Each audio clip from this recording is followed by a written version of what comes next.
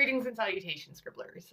In today's video, we're going to be diving into the architecture of anticipation, which is a really fancy way of talking about how we build suspense in our books and keep readers needing to read just one more chapter, even when it's 2 a.m. So building suspense and anticipation in the reader can be very tricky, but that's often because we, as the author, we know what's coming, right? So we're not surprised when that big reveal occurs.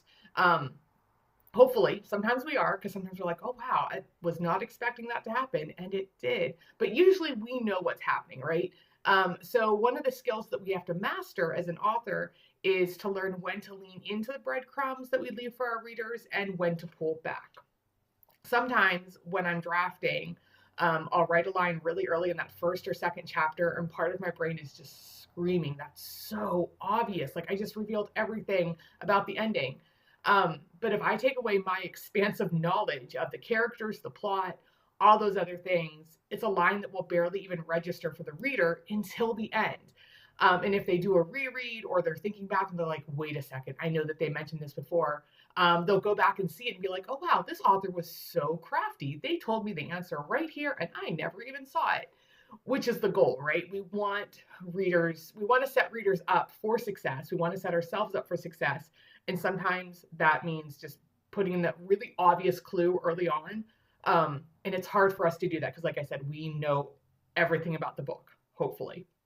It's a very strange and specific craft skill that authors really need to hone. So how do we do that? One way is to know and understand tropes, character archetypes, and how to use foreshadowing.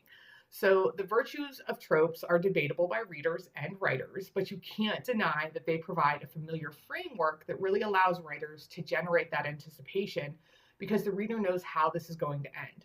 It also allows authors to subvert those expectations and provide a new and unexpected twist.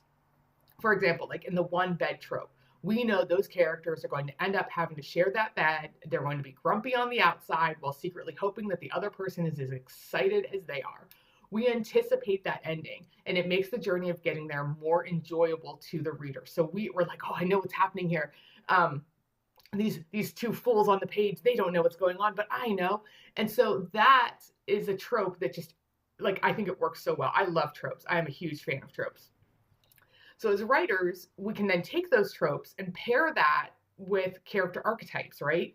Those are the expected behaviors of characters based on specific traits, and foreshadowing to really get readers turning the pages.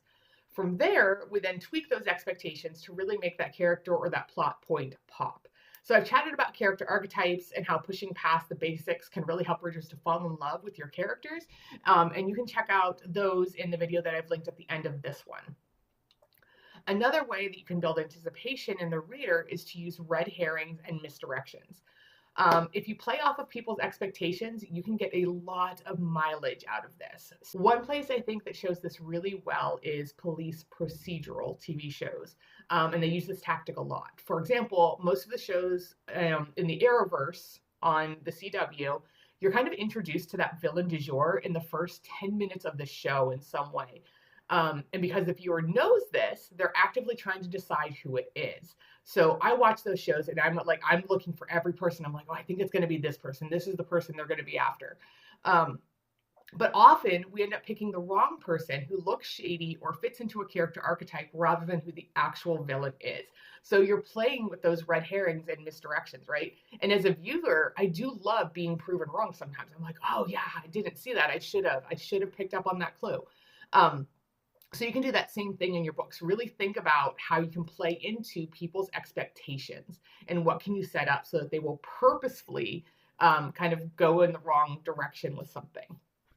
Another, I think, great example of just misdirection is actually the movie The Sixth Sense. So the first time you watch that movie, you're convinced that you know exactly what is going on. And you're going along, you're like, I know how this is going to end. I got it. I know everything. But then you get to the end and the truth is revealed and it absolutely blows your mind.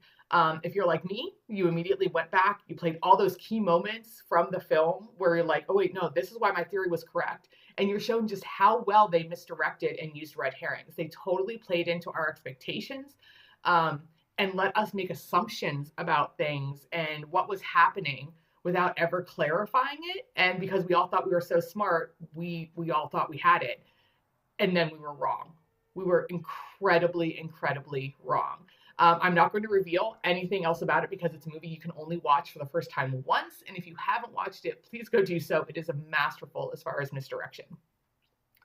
Setting up red herrings and false flags is a matter of playing into your reader's expectations. So, for example, in my current novel, I had a number of beta readers who pegged who the bad guy was, and I was so happy about this. But at the end of the story, they were like, oh no, it wasn't that person. Because I set this up so that the real bad guy is actually the red herring. So it's a duology, and this person will be fully revealed in book 2. But in book 1, you're like, oh wait, no, it can't be that person. I was wrong. I was so wrong. I totally thought it was, but it wasn't. So I ended up doing that because they're like, that antagonist is that crafty. They're that good at playing both sides, and they're misdirecting people in the novel. So I'm kind of really bringing the reader in for that ride and letting them also be misdirected by this person. In the end, I do want my readers to feel pleased that they knew all along. I want them to get there and be like, I knew it. I knew it was this person. But that I still managed to then also distract them enough to have doubts and to watch the story unfold. So that's something that you can also do with red herrings.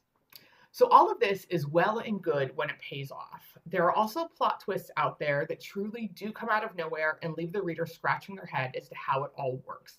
I can think of a very popular book series that I read. I did read all the books in it. That's a lie. I read like the first 3 or 4 and then I stopped because I couldn't keep doing it. But the big reveal at the end was a character who was like never introduced until the reveal.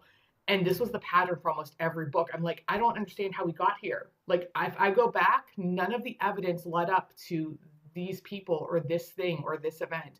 And I felt so betrayed. And I think that's why I read like 4 of them, because I was like, okay, maybe it was just this one. Like, they're not going to keep doing this, right? And this is a book that has like been on bestseller lists. It's crazy. So the writing was fun. But just plot twist wise, I felt really betrayed by that, right? It's not something that you want to do to your reader. This means that you need to be able to lay out all the evidence that you have presented and follow those threads until it narrows down to your real antagonist. So I like to do this by making a simple chart of my clues. It's kind of like a murder board, right? I include what chapter they were introduced in, who knows about it, and if applicable, any action that was taken on that clue or how my characters interpreted that evidence.